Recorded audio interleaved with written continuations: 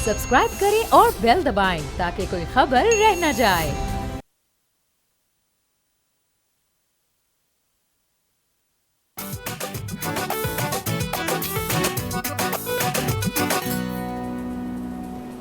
अस्सलाम वालेकुम, बोलो जनाब में बहुत बहुत खुश आमदीद। मैं हूं असद निज़ामी, मेरे साथ हैं अली आफ्ताब।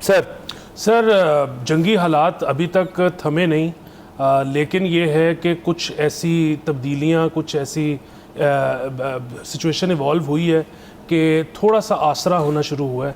कम से कम हमारे ख़ित्ते में, मतलब जो बिलवास्ता जंग में मुलविस दो मुल्क जो हैं, उनके अलावा अब ये कहा जा रहा है कि बाकी दीगर मुल्कों को निशाना नहीं बनाया जाएगा, तो ये एक अच्छी डेवलपमेंट है। हाँ जी सर, बिल्कुल। ईरान की तरफ से ये बयानात जो हैं ये आज सुबह ही आना शुरू हो गए थे कि जो मिडल ईस्टर्न कंट्रीज़ हैं जहाँ पे हम अमेरिकन बेसिस को टारगेट कर रहे थे, अब हम वहाँ से अगर बिलखुसूस वहाँ से हम पे हमला होएगा तो फिर हम उनको अटैक करेंगे, उसके अलावा वहाँ पे हम नहीं करेंगे।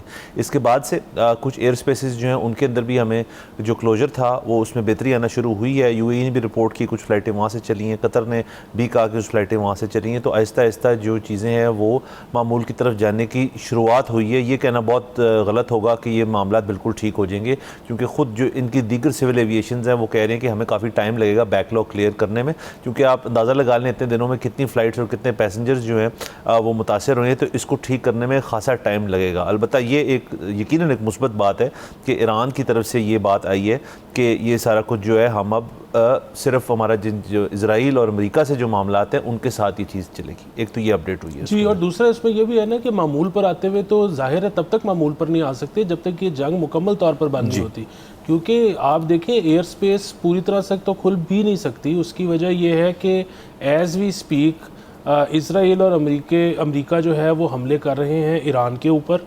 यहाँ तक कि ऐसी भी खबरें मिली हैं कि शायद कुछ बूट्स ऑन ग्राउंड भी उतारे गए हैं, और ईरान जो है वो भी मुसलसल इसराइल पर जो मिसाइल्स हैं वो फायर कर रहा है जी। तो आप अगर ये समझें कि जी पूरी एयर स्पेस खुल जाएगी तो वो तो मुमकिन ही नहीं है। वो मुमकिन नहीं है सर। अगेन अब जो बूट्स ऑन द ग्राउंड वाली बात है उसका भी एक बैकग्राउंड है, क्योंकि पिछले कुछ दिनों में जो है सारे मामलात जो हैं उनके अंदर बहुत ज़्यादा तब्दीलियाँ आई हैं। ख़ास तौर पे वाइट हाउस की तरफ से जो बयानात हैं उनमें दिन ब दिन, घंटा ब घंटा उसके अंदर तब्दीली आई है। तो पहले तो ये हमें कहा गया था जी कि ये रजीम चेंज जो है ये उस मकसद के लिए तमाम चीज़ें की जा रही हैं, और उन्होंने कहा था जी ईरान से बड़ा जो है स्पॉन्सर ऑफ टेररिज्म जो है इस खत्ते के अंदर नहीं है, और इससे अमरीकी जानों को भी नुकसान होता है और हमारे जो अलायंसेस हैं, हमारे जो एलाइज हैं, उनको भी बहुत नुकसान पहुँचे है। तो हम रजीम चेंज चाहते हैं। और खamenei साहब का जब जहाँ बाक हुए तो उसके बाद से ये जो अगले सुप्रीम लीडर बनेंगे वहाँ की उसकी चैमगोइयाँ बहुत सारी चल रही थी। अभी तक जो फ्रंट रनर है वो उन्हीं के साहबजादे जो हैं उनको दिखाया जा रहा है। ये बात जब बहुत क्लियर हो गई कि हम उनको रखेंगे या उनको सुप्रीम लीडर नया बनाएंगे, तो ये बात वाइट हाउस को पसंद नहीं आई, और उसके बाद जो है डोनाल्ड ट्रंप साहब ने अपना बयान जो है वो कम्प्लीटली बदल दिया। जो ट्विटर के थ्रू नहीं आते, वो ट्रूथ सोशल के थ्रू आते हैं। तो उसके अंदर 2-3 चीज़ें जो बातें कि हम तीनों को डिस्कस कर रहे थे, पहली में इससे ताल्लुक़ रखती है वो ये है कि उन्होंने कहा कि ये चीज़ एक्सेप्टेबल नहीं है। अब हमें टोटल डोमिनेशन चाहिए, अब हमें कंप्लीट जो है यहाँ पे कंट्रोल चाहिए ईरान के ऊपर। तो वो जो रजीम चेंज वाली बात है कि जी रजीम चेंज कर देंगे हम, उसके बाद ईरान और ईरानी अवाम जो है वो खुद से फैसला करेंगे, एक जमहूरी निज़ाम वहाँ पर नाफिज करके अपने अंदर से एक लीडर जो है इलेक्ट करेंगे। ये चीज़ तो इस वक्त हमें नज़र आ रहा है कि नहीं हो रही। लीडर जो है और जो सक्सेशन है जो हमने पहले भी बात की थी उसके मुताबिक जो है उनकी जो काउंसिल है वो अभी तक लग रहा है खamenei साहब के साहबजादे को ही बनाएंगे, और ये जल्द फैसला आ जाएगा कि उनको बना रहे हैं। और उस पर अमेरिका नाखुश है कि ये हम जो चाह रहे थे उससे गलत है, इसलिए उन्होंने अपना बयान ही बदल दिया। तो एक तो ये कि उसके बाद से ये बूट्स ऑन द ग्राउंड वाली सारी बात शुरू हुई है कि जी हम अमेरिकन बूट्स भी डालेंगे वहाँ पे, कर्डिश को भी इस्तेमाल करेंगे, उसके अंदर अज़रबैजान भी सपोर्ट करेगा। लेकिन इसके ऊपर इस वक्त तक कोई हतमी तौर पे चीज़ नहीं आई। इनफैक्ट एक जो मैंने बयान पढ़ा था, जो कर्डिश जो है उनकी फोर्सेज है उनकी जो लीडरशिप, उन्होंने कहा था इस वक्त तक हमारी तरफ से ऐसे किस्म का कोई फैसला है नहीं। सो ये बात जो बूट्स ऑन द ग्राउंड वाली ये अभी तक मैं समझता हूँ ये वहीं है जहाँ पर ये हफ्ता पहले थी। जी, ये चैमगोइयाँ हैं। अभी तक इसका कोई एम्पिरिकल एविडेंस नहीं मिला कि वहाँ पर एक्चुअली उतरे हैं, लेकिन वो बहुत सारे, आपको पता है कि वो ट्विटर हैंडल्स जो हैं वो अक्सर चीज़ें रिपोर्ट कर रहे होते हैं। कुछ उनमें ठीक होती हैं, कुछ उनमें ठीक नहीं होती। सो एक ये भी बात हुई थी कि वहाँ पर कुछ उतारे भी गए हैं, उनका शायद मुहासरा भी कर लिया गया। ऐसी भी रूमर्स हैं कि कुछ बहुत ज़ख्मी अमरीकी सोल्जर्स या इजरायली सोल्जर्स थे जिनको वहाँ से निकाल कर पहले जर्मनी लेके जाया गया और फिर वहाँ से अमेरिका लेकर जाया गया। ये भी चहमगोइयाँ रूमर्स हैं, ये बात हकीकत है, इसके ऊपर दावा नहीं किया जा सकता। अच्छा, इसके अंदर सिर्फ ये बूट्स ऑन द ग्राउंड वाले पे लास्ट पॉइंट ये कि इसके ऊपर एक बयान जो बिल्कुल हतमी है वो ये कि जो ईरानियन फॉरेन मिनिस्टर हैं उनका एक इंटरव्यू में उनसे कहा गया कि जी जो boots on the ground, American reporter था उनसे पूछ रहा था कि जो बूट्स ऑन द ग्राउंड वाली चीज़ है उसके बारे में आपका क्या ख्याल है, उससे आपको किसी किस्म का डर तो नहीं लगा? कहते आने थे, कहते हम तो तैयार हैं इस चीज़ के। फिर उन्होंने कहा जी कि जो 7 डे वॉर हुई थी, 12 डे वॉर हुई थी, इसको तो 7 दिन हो गए, जो 12 डे वॉर पहले हुई थी जून के अंदर, उसके बाद से हमने बहुत सारी चीज़ें सीखी। ना सिर्फ ये बल्कि हम तो बहुत सारे सालों से जो है इसी चीज़ की तैयारी में लगे हुए हैं कि अगर तो बूट्स ऑन द ग्राउंड हो जाते हैं हमारे खिलाफ तो हम तैयार हैं उनके साथ लड़ने के लिए। अल्लाह करे इस किस्म की सिचुएशन जो है वो ना आए, लेकिन वो उनका, ईरान का इसके ऊपर मौक़िफ़ ये है कि हम इस चीज़ के लिए बाकायदा तौर पर तैयार हैं। बिल्कुल। असल में उसके बाद एक और चीज़ भी हुई है कि जब वो आज ईरान ने ये फ़ैसला किया कि वो अब गल्फ़ के ममालिक पर यहाँ तक कि वहाँ पर अगर अमेरिकन बेसेस हैं तो उन पर भी हमला नहीं करेगा एज़ लॉन्ग एज़ अगर वहाँ से ईरान पर हमला नहीं होता। उसमें बहुत मतलब हमारे पाकिस्तान को भी बहुत क्रेडिट मिला, क्योंकि आज जो है हमारे जो चीफ़ ऑफ आर्मी स्टाफ है फील्ड मार्शल साहब, उनकी मुलाकात हुई MBS साहब के साथ। उसी के बाद ये चीज़ें सामने आई और ज़ाहिर है पाकिस्तान ने अभी तक बड़ा बैलेंस्ड एक रोल प्ले किया है और बिल्कुल अभी भी पाकिस्तान जो है वो बड़ी थिन रोप पर चल रहा है और बड़े एहसन तरीके से चल रहा है। इसकी जितनी तारीफ़ की जाए कम है।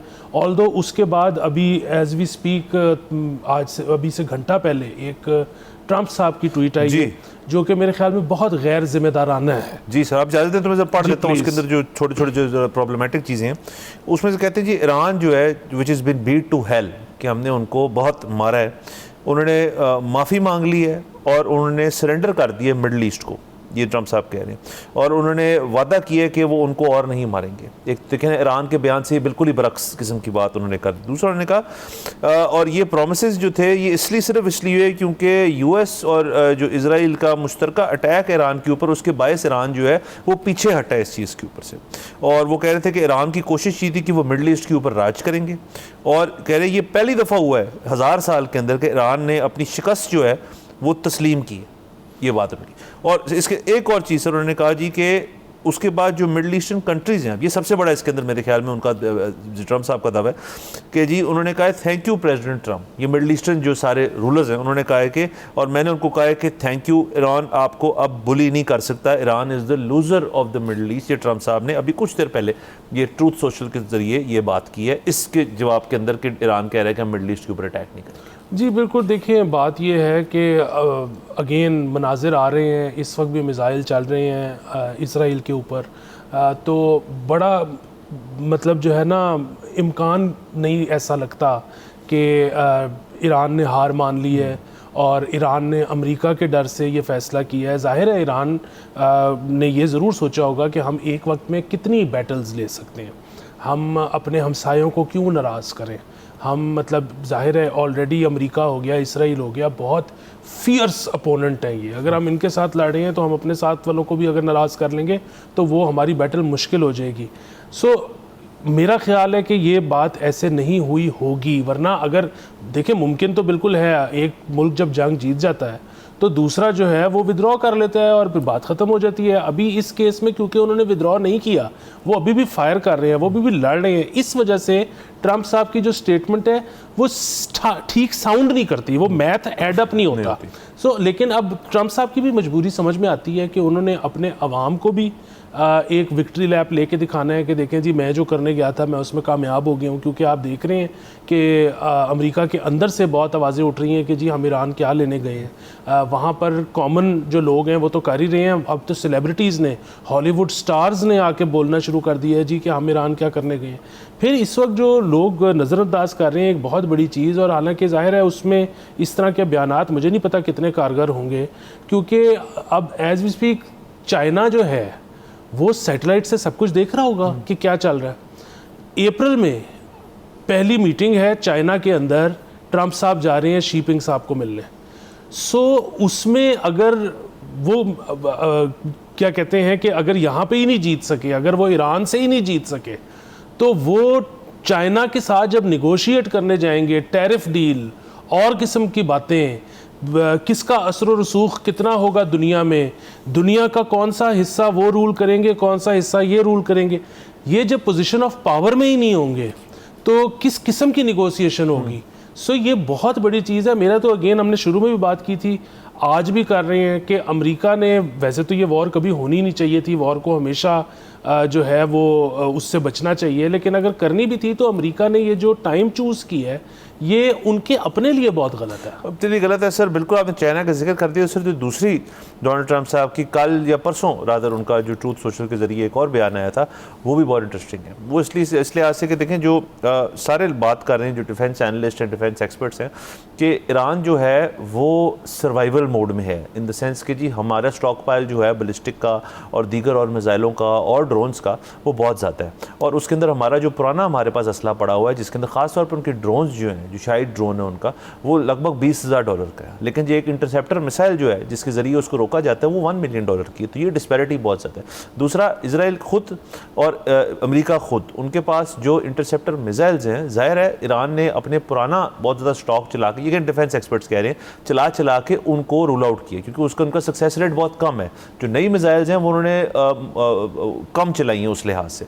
सो अब इंटरसेप्टर मिसाइल्स के ऊपर जब ये बातें आना शुरू हुई, खबरें आना शुरू हुई कि ये बहुत जल्दी अमेरिका रन आउट कर जाएगा, तो डोनाल्ड ट्रंप साहब ने एक मीटिंग की अमेरिका के अंदर, जो टॉप उनके डिफेंस मैन्युफैक्चरर्स हैं, जिसके अंदर लॉकहीड मार्टिन भी है, बोइंग भी है, दीगर और हैं, और उन्होंने उसके बाद ट्रूथ सोशल पे लिखा कि ये क्वाड्रुपल करने लगे हैं अपनी जो प्रोडक्शन है, और जो हमारी इंटरसेप्टर मिसाइल्स हैं, थैड है, उसके बाद टोमाहॉक्स है, वो सारी जो है उनकी प्रोडक्शन जो है बढ़ जाएगी। अब ये बयान जो है ये सोशल मीडिया पे तो बड़ा अच्छा लगता है, और अमेरिकी अवाम के लिए और जो लोग इस जंग को फॉलो कर रहे हैं उनके लिए तो बड़ा अच्छा है कि जी क्वाड्रुपल हो जाएगी इनकी सप्लाई जो है, और उनके पास ढेर सारा जो इंटरसेप्टर मिसाइल और दीगर और चीज़ें वो जल्दी आ जाएंगी। ये कहना एक बात है, करना बहुत मुख्तलिफ है, क्योंकि देखिए लॉकहीड और बोइंग वगैरह जो है ये वेपन मैन्युफैक्चरर्स इसेंशली नहीं है, ये डिज़ाइनर्स हैं, ये टेक इनोवेटर्स हैं, ये इसके अंदर जो बाकी ये एम्प्लॉय करते हैं मैन्युफैक्चरिंग लोगों को। यानी कि देखिए एक मिसाइल है, उसके अंदर अगर उसका GPS है और उसकी जो प्रोपेलर मोटर है और फिर उसके अंदर बारूद ये तीनों मुख्तलिफ जगहों से आता है, तो यानी कि आपने 3 मुख्तलिफ कंपनीज की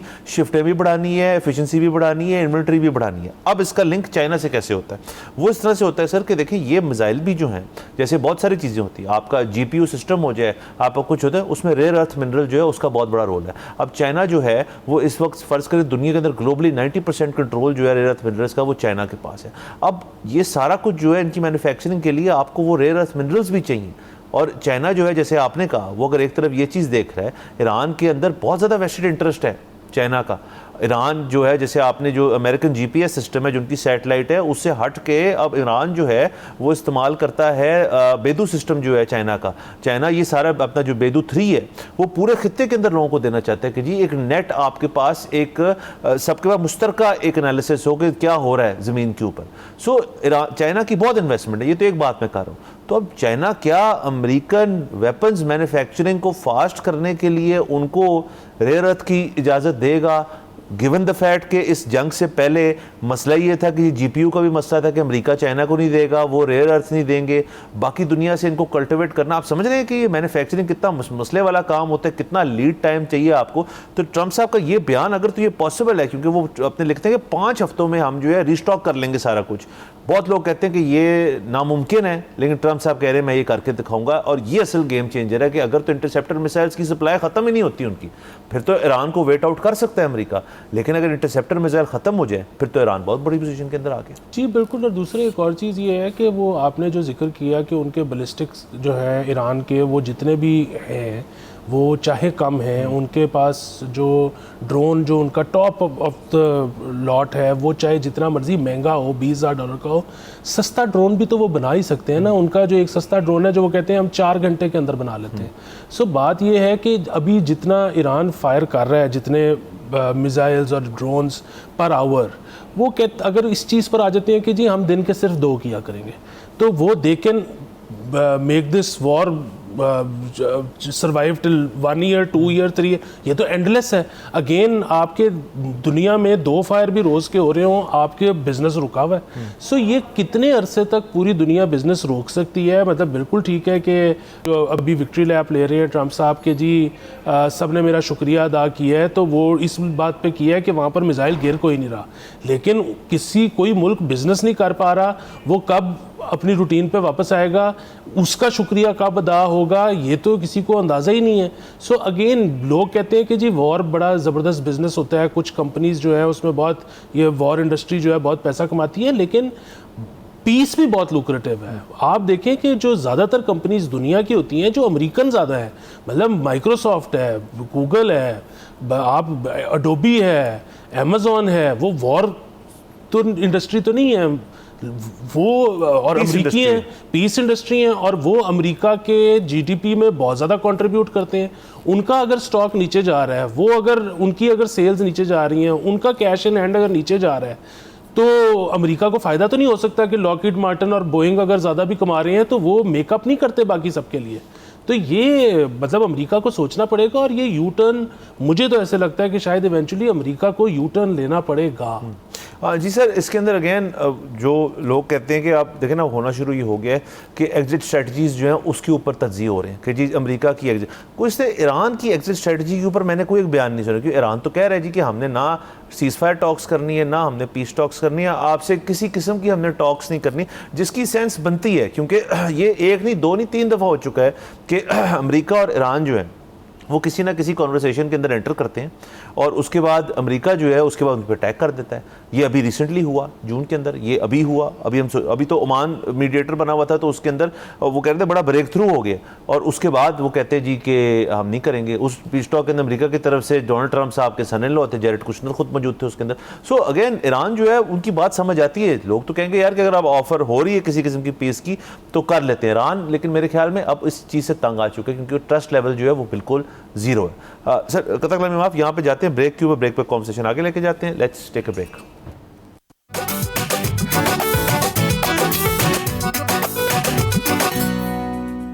welcome back from the break. आप देख रहे हैं बोलो जनाब। सर आगे चलते हैं। सर इसके अंदर हम अभी आते हैं पाकिस्तान के ऊपर, और जो यहाँ पे जो एनर्जी क्राइसिस जो है यहाँ पे लूमिंग है, बल्कि अब तो पाकिस्तान को इस जंग के असरात जो हैं वो फेस करने पड़ रहे हैं, लेकिन उसका भी थोड़ा सा बैकग्राउंड है, उसके ऊपर डिस्कस कर लेते हैं। जैसे लास्ट वीक भी हमने कहा कि जी जब हमने जब जंग शुरू हो रही थी तो आपका मेरा था कि स्ट्रेट ऑफ हॉर्मुज़ जो है लाजिम है कि ये ईरान जो है बंद करेगा इसको, तो वो बंद हो गई, और उसके बाद से ऑयल क्राइसिस जो है वो आगे शुरू हो गया। उसके बाद से ये था कि जी जो एनर्जी की एक कॉस्ट है जो बढ़ती रहेगी, जब मंडे को मार्केट्स खुलेंगी तो ऑयल क्रूड की प्राइस जो थी वो 75, 80, अब प्रेडिक्शंस हैं कि ये 100 भी से भी ऊपर चली जाएगी, 100 के बाद ये बढ़ती चली जाएगी, जिसकी वजह से एक ग्लोबल क्राइसिस जो है वो बहुत ज़्यादा बढ़ जाएगा। इस सारी चीज़ के अंदर जो है पाकिस्तान की जो हमारे फाइनेंस मिनिस्ट्री उसके अंदर से बयान आना शुरू हो गए थे। हमारे फाइनेंस मिनिस्टर ने खुद कहा कि हमारे मार्च तक की कंटिजेंसी है हमारे पास, हम मार्च का महीना निकाल लेंगे, उसके बाद ये जो है क्राइसिस हो सकता है कि तेल है ही नहीं हमारे पास। अब पाकिस्तान जो है वो तेल जो है वो इम्पोर्ट 2-3 चीज़ों की वजह से करता है। एक तो हमारी एनर्जी डिपेंडेंसी बहुत ज़्यादा इस चीज़ के ऊपर, हम तेल जला के बिजली बनाते हैं खैर से, और उसके अलावा हमारी गाड़ियाँ जो हैं वो उनके अंदर भी फ्यूल आपको चाहिए। तो अब मार्च निकालना जो है वो भी एक चीज़ है। मार्च के मिड के अंदर हम दाखिल होने वाले हैं, और कल के रोज़ जो है ये बात हो रही थी कि जी पेट्रोल पंप्स जो हैं कल से परसों से, और पीएम साहब ने इस चीज़ का नोटिस दिया कि कोई भी पेट्रोल पंप जो है जो पेट्रोल होल्ड करेगा उसके ऊपर भी स्क्रूटनी होगी। कोई भी पेट्रोल पंप ये क्लेम कर रहा है कि उसको टैंकर नहीं पहुंच रहे तो OICs जो हैं उनके ऊपर भी स्क्रूटनी होगी। तो ये सब तो चल रहा था, लेकिन ज़ाहिर है इसके ऊपर कितना अमला डिप्लॉय करेंगे आप, कितनी नफरी लगाएंगे जी कि देखने के लिए कि मैनिपुलेट कैसे हो रही है। तो हमें पता है कि ऑयल प्राइसेस जो है वो 2 रुपये 3 रुपये भी बढ़नी हो तो पंपों के बाहर लाइन लग जाती। कल ऐसे ही हुआ, पंप्स के ऊपर जो है वो तेल जो था वो 20 लीटर तक मिल रहा था, कुछ जगहों पे सिर्फ 5000 तक की वो कह रहे थे हमारे पास लिमिट है, तो और लाइनें उसी तरह लगी हुई थी। सियालकोट में एक बड़ा अफसोसनाक वाक़या हुआ जहाँ पे एक शख्स भी जहाँ बाक हुआ, वहाँ को फायरिंग शायरिंग हो गई, ये इस किस्म के मामला भी हुए। लेकिन फिर फाइनली कल शाम में और रात के बाद गवर्नमेंट ने जो है नई प्राइसेस जो वो अनाउंस कर दी। 55 रुपये फ़ी लीटर जो है तेल के अंदर जो है वो इजाफा हुआ है, डीजल में भी और पेट्रोल में भी, और ये एक बहुत ही एक्स्ट्रॉर्डिनरी एक्स्ट्रॉर्डनरी कॉस्ट है जो कि पास डाउन की जा रही है टू द कंज्यूमर। इसके बाद से ज़ाहिर है इसका पॉलिटिकल फॉल आउट भी हुआ, लोगों को पीटीआई भी याद आई, लोगों को जो है अपनी जेब भी याद आई कि ये कैसे किया जाएगा। लेकिन इस वक्त जो है वो रेट जो है वो इस खित्ते के अंदर अगर आप कंपेयर करें डॉलर प्राइस में, तो पाकिस्तान इस वक्त जो है वो सबसे महंगा जो ऑयल है, पेट्रोल जो है वो इस वक्त बेच रहा है। जी बिल्कुल, देखें वो बात असल में यहाँ सारा मसला ये हुआ कि इवेंचुअली तो जब पाकिस्तान महंगा तेल ख़रीदेगा तो उसको आगे महंगा ही बेचेगा, इसमें तो कोई कन्फ्यूजन नहीं थी। लेकिन जिस तरह से पहले कहा गया कि जी मार्च हम कवर्ड हैं, यानी कि हमारे पास इतना तेल है कि मार्च हम निकाल जाएंगे, उसके बाद या अब जो हम डील करेंगे, और इस वक्त भी अगर कोई हमारी ट्रांजैक्शन चल रही है अगर वो ज़्यादा पैसों की है तो वो तो मार्च ऑनवर्ड्स इस्तेमाल होगा, तो उसका जो फ़र्क होगा या अभी आपने क्यों प्राइस बढ़ाई वो भी 55 रुपये पर लीटर, ये था मसला। और ये 55 रुपये फ़ी लीटर जो है ये किसकी जेब में जा रहा है? सो हमारे जो पेट्रोलियम के मिनिस्टर हैं, मेरे ख़्याल में पेट्रोलियम के या एनर्जी के अली परवेज़ मलिक साहब, उन्होंने इस पर ये कहा है कि जी 1 मार्च को जो हमने रेट सेट किया था डीज़ल का और पेट्रोल का, वो हमने प्लैट्स फोर्टनाइटली एवरेज से निकाला था। तब डीज़ल था 88 पर बैरल और पेट्रोल था 78 पर बैरल। अच्छा, कल की तारीख़ में जो हमने रेट बढ़ाया है वो हमने अगेन प्लैट्स फोर्टनाइटली एवरेज के हिसाब से निकाला है, और वो जो है डीज़ल 149 और पेट्रोल 106 हो गया। अच्छा, तो अगेन फिर वही बात है कि वो तो अगली ट्रांजैक्शन जब होगी तो फिर आएगा तो फिर वो पास ऑन। हाँ, उस पे वो कहते हैं जी कि हमारे 2 मसाइल थे। एक तो ये कि हम चाहते हैं कि लोग जो है डिस्करेज हों, थोड़ा सा लोग जो है अभी से ख़याल से इस्तेमाल करना शुरू करें, क्योंकि आगे जाके जब इसने महंगा होना है तो लोगों ने राशनिंग तो करनी है, तो वो अभी से आदत पड़े। दूसरी चीज़ ये है कि हम ये चाहते थे कि रिफ़ाइनरीज़ इसके बाद ये ना समझें कि जी पेट्रोल महंगा हो गया है तो अब हमने इंपोर्ट ही नहीं करना है या इंपोर्ट कम करना है, और उसके बाद यहाँ पर शॉर्टेज की सूरत हाल बन जाए, क्योंकि रिफ़ाइनरीज़ को ये डर हो कि हम जब महंगा मंगवाएंगे तो वो एक सर्कुलर डेट की नई शक्ल ले लेगा। तो ये जो है हमने हुकूमती किटी में पैसे रखने हैं उनको ये बताने के लिए कि जी यू आर कवर्ड, आप मंगवाएं, आप बेचें, कोई मसला होगा ये डेट में नहीं जाएगा, हम आपको क्लियर करेंगे। सो ये वजूहात थी जिसके बिना पर 55 रुपये फ़ी लीटर कीमत बढ़ाई गई। अगेन ये उनका जवाब है, ये मैं जो है उनको डिफेंड नहीं कर रहा। लोग जो हैं वो ख़ुद फैसला करें कि इस वक्त अपोजिशन ठीक कह रही है या हुकूमत ठीक कह रही है। फौरी तौर पर ये पास ऑन आवाम को होना चाहिए था, नहीं होना चाहिए था। तीसरी और आखिरी बात यह कि फौरी तौर पर इसमें तो कोई शक नहीं कि हुकूमत को जो वो डिस्कस कर रही हैं चीज़ें इम्प्लीमेंट कर देनी चाहिए, जिनमें स्कूल घर से चल रहे हैं, जिनमें दफातर ज़्यादातर वर्क फ्रॉम होम है, और इस तरह की जितनी चीज़ें मुमकिन हैं जो कि हमने कोरोना के दौर में की थी वो अब फौरी तौर पर मेरे ख्याल में इम्प्लीमेंट हो जानी चाहिए। जी सर, उसके ऊपर भी स्प्लिट ओपिनियंस हैं। ये भी कल परसों से चल रही है बात। एक तो देखें जो कैबिनेट है और जो पीएम ने जिन लोगों को डिप्यूट किया ये चीज़ करने के लिए कि इस चीज़ को असेस करें और इस चीज़ को ठीक करें, उनका प्रिंसिपल एक फ़ैसला हो गया था कि डिस्टेंस लर्निंग, यानी कि स्कूल जाना नहीं पड़ेगा, घर से बैठ के लोग बच्चे पढ़ाई करें। ये है टॉप टू बॉटम, ये छोटी क्लासों से लेके हायर एजुकेशन तक की बात हो रही है। और जो वर्क फ्रॉम होम वाली बात है, अब ये जो है मामला जो है again easier said than done वाली बात है। दफ्तर जिसका एक सिस्टम चल रहा है, जिन्होंने अपना कारोबार करना है, वो ये करेंगे या नहीं करेंगे वो तो एक अलग बात है। आया उनके ऊपर चेक रखने की इस्तात है गवर्नमेंट के पास, इतना लोग हैं, ये दूसरा सवाल है। स्कूलों की हद तक पंजाब गवर्नमेंट का फिल वक्त तक बयान जो है, ये हमारे एजुकेशन मिनिस्टर राना सिकंदर साहब जो हैं उनकी तरफ से बड़ा वाज़ेह है कि हम ऐसे नहीं करेंगे। हमारे 8th के भी इम्तिहानात हैं, हमने ईद से पहले बहुत ज़्यादा चीज़ें जो हैं उनको समेटना है ताकि अगली टर्म के अंदर जब बच्चे दाखिल होंगे फिर उनके इम्तिहानात हैं, तो हमने उसकी तैयारी करनी है, तो हम तो ये चीज़ नहीं करेंगे। ये फिल वक्त तक अभी तक उनका बयान ये स्टैंड करता है। कल के रोज़ पीएम साहब ने इसके ऊपर बाकायदा फ़ैसला देना था, अभी तक उसके ऊपर कोई क्लैरिटी नहीं है कि पीएम साहब ने आया ये फ़ैसला कर दिया या नहीं किया। अगेन एजुकेशन की हद तक मैं कह सकता हूँ ये एक वैसी बुनियादी तौर पर एक प्रोविंशियल मैटर है जिसके अंदर लोगों प्रोविंसेस ने अपने फ़ैसले खुद करने होते हैं, लेकिन ज़ाहिर है हम उस किस्म के हुकूमती निज़ाम में नहीं है कि फ़ेडरल में कोई और बैठा है और सूबे में कोई और बैठा है, ये सब वन इन द सेम है। अगर फेडरल गवर्नमेंट का फैसला करेगी तो प्रोविंसेस जो है उनको अवॉइड करना पड़ेगा। ज़्यादा ज़्यादा ये होता है कि सिंध गवर्नमेंट कहे जी हमने नहीं करना, लेकिन वो भी अनलाइकली है। तो ये सारी चीज़ें आप ठीक कह रही हैं कि ये देखिए स्कूल बंद होने में अगर स्कूलों की हद तक बात की जाए और दफ्तरों की हद तक भी आप कर लें तो अभी मामला स्लो डाउन हो जाएगा। उसकी वजह ये कि ये अभी वीकेंड क्रॉस होएगा, एक हफ़्ता आपके पास है, उस हफ्ते के अंदर तमाम एक्टिविटी जो है होनी है और फिर मामला स्लो हो जाएंगे, स्कूल बंद हो जाएंगे, क्योंकि फिर ईद जो है वो इस अगले हफ्ते के अगले हफ्ते जो है 18-19 तारीख को ईद हो जानी है, तो उसके अंदर वैसे ही मामला जो है वो स्लो डाउन हो जाएंगे। अब ये हफ्ता जो है इसकी कवरेज गवर्नमेंट ने कैलकुलेट किस तरह से की हुई है कि जी इस हफ्ते में हम ये कर लें तो हम कितनी बचत कर लेंगे। लेट्स से एक हफ्ता ये करके गवर्नमेंट कहती है कि हम आपको एक और हफ्ता दे देंगे। मेरे तो ख्याल में एक हफ्ता बहुत है आजकल के सर्कमस्टांसेस के अंदर, अगर आपको एक्स्ट्रा मिल जाता है। अगेन इस चीज़ में क्लैरिटी चाहिए कि ये इकदाम लेने से और स्कूल्स की हद तक आपको पता है सर, मेरा ये बड़ा पीव है, मुझे ये बड़ी तकलीफ होती है इस चीज़ से कि डिस्टेंस लर्निंग जो है उससे बच्चे भी मुतासर होते हैं और उसके साथ साथ पेरेंट्स भी बहुत मुतासर होते हैं कि जी घर के अंदर जो लोग वर्किंग है, ड्यूल वर्किंग हाउस होल्ड है, वो कैसे ये चीज़ कर सकते हैं, ये बड़ी मुश्किल चीज़ है। तो अगेन ये अभी तक इसके ऊपर प्रिंसिपल्ड एक एग्रीमेंट है, लेकिन बाकायदा तौर पे इसकी इन्फोर्समेंट जो है वो गवर्नमेंट की तरफ से अभी किसी किस्म का बयानात जो है हम तक नहीं पहुँचे। ज़ाहिर है जब वो चीज़ फैसला होएगा फिर सूबों के पास ये अपना एक राइट एक्सरसाइज करने के लिए पंजाब की हद तक, लेकिन ये बात है कि बड़ा वाज़ेह कह दिया गया कि हम इस वक्त इस चीज़ को नहीं कर रहे हैं। सर अगेन सर कतला भी माफ, यहाँ पे ब्रेक पे जाते हैं, इसी आपका पॉइंट ब्रेक के बाद लेते हैं। Let's take a break.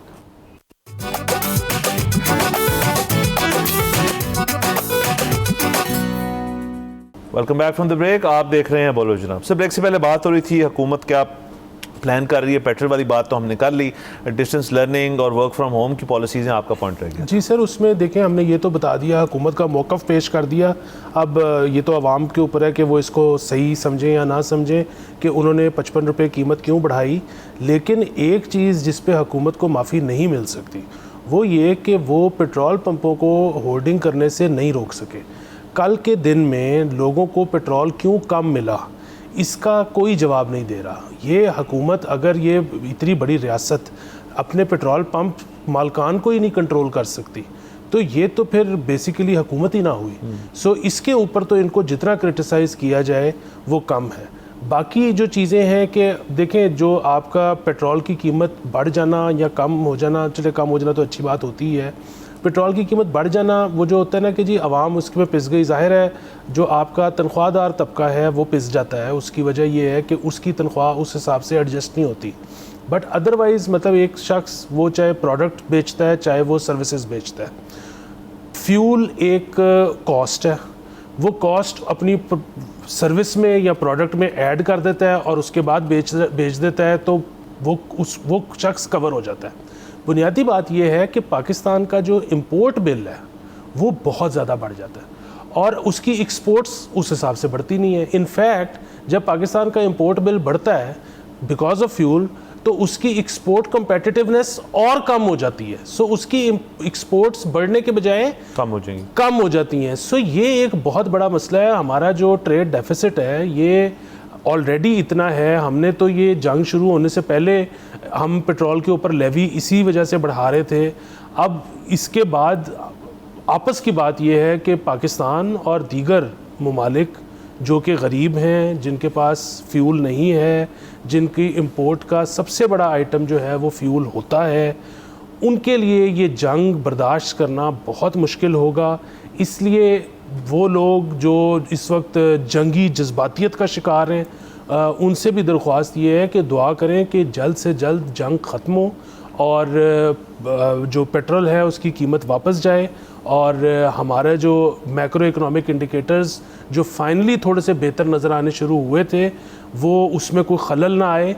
क्योंकि अगर ये जंग, मेरा ये ख्याल है कि आज के बाद 2 से 3 हफ्ते और चल जाती है तो आपको शायद ऐसा महसूस होगा कि आप 2008 में वापस चले। जी सर बिल्कुल सर, एक ग्लोबल मेल्टडाउन भी हो सकता है। देख लें इसके अंदर सर हम अकेले नहीं हैं और ये सारी जो फैसले पाकिस्तान की हद तक हो रहे हैं, ज़ाहिर है पाकिस्तान ने इस चीज़ के अंदर बहुत प्रोएक्टिव हमें होना पड़ता है। क्योंकि देखें हमारी वो वाली जो है सिचुएशन नहीं है जो और मुल्कों की शायद हो, जिसके अंदर है कि हमारे पास रिजर्व भी बहुत ज़्यादा है, हमारे पास अपनी प्रोडक्शन भी और चीज़ें हैं। पाकिस्तान इस किस्म का मुल्क नहीं है, हमने इम्पोर्ट ही करना है।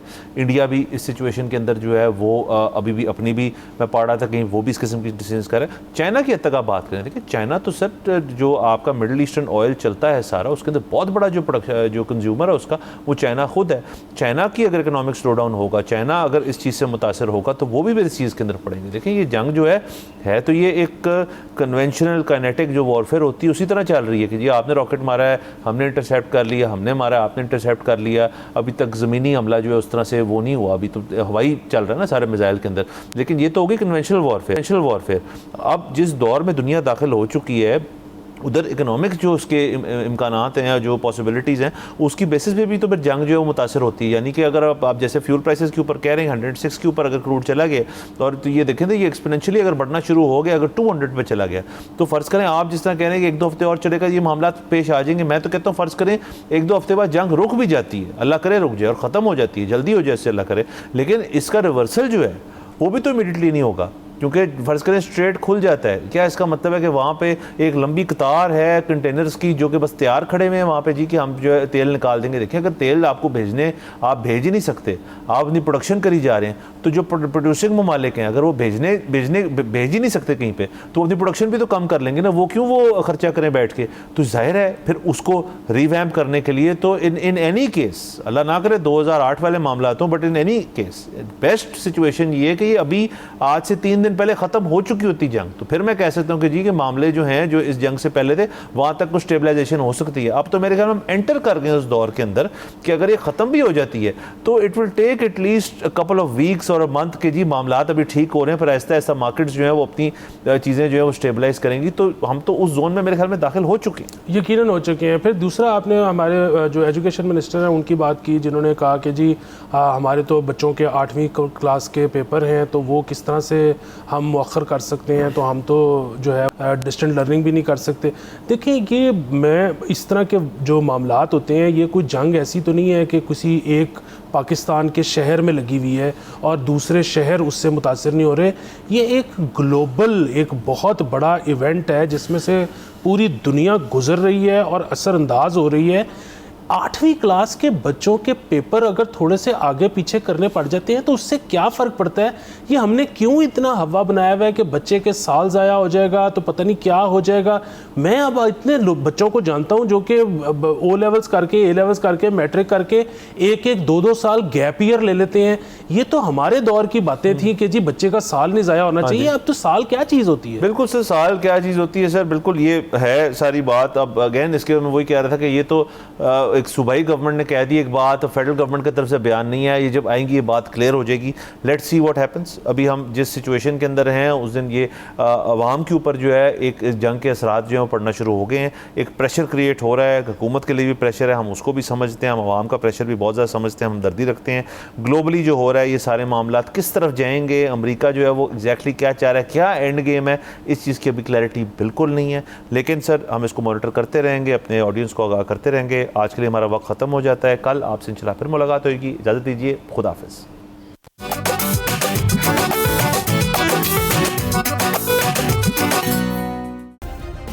सब्सक्राइब करें और बेल दबाएं ताकि कोई खबर रह न जाए।